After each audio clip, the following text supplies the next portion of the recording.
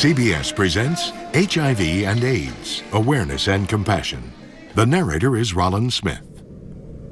What makes this different than any other disease, practically, is the fact that it's always been accompanied by a high level of stigma and discrimination.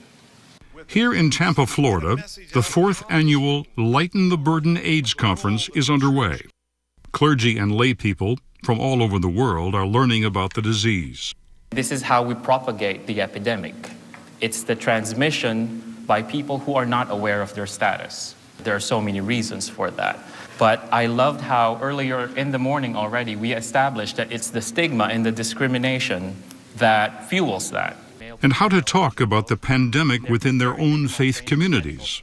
In my own country, the epidemic went down from 14% to 6% within the last decade.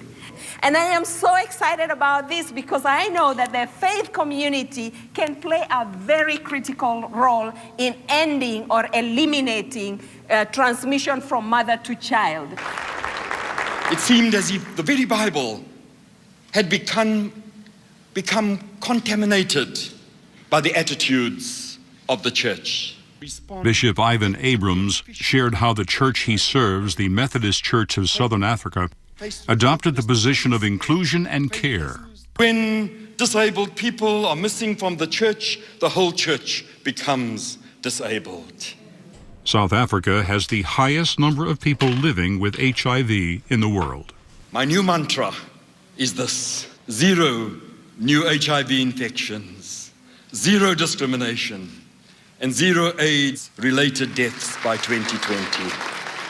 Too often the church's leadership, and particularly the pastors and the bishops and others, are afraid to speak. They have their own fears. And that might be based on ignorance about the disease. It's based on some moral prejudice against homophobia and the unwillingness of the church in many, many places to be inclusive of lesbian, gay, bisexual, and transgendered persons. So I do have kind of a shrill voice in the sense of challenge to the church, because I think the church has to live up to its commitments to be truly the voice of the inclusive love of God. Just as the abolition of slavery was an imperative for Christians in the 18th and 19th centuries, so Christians in the 21st century need to adopt as their decisive agenda the eradication of HIV and AIDS. It's about the preservation of the human species.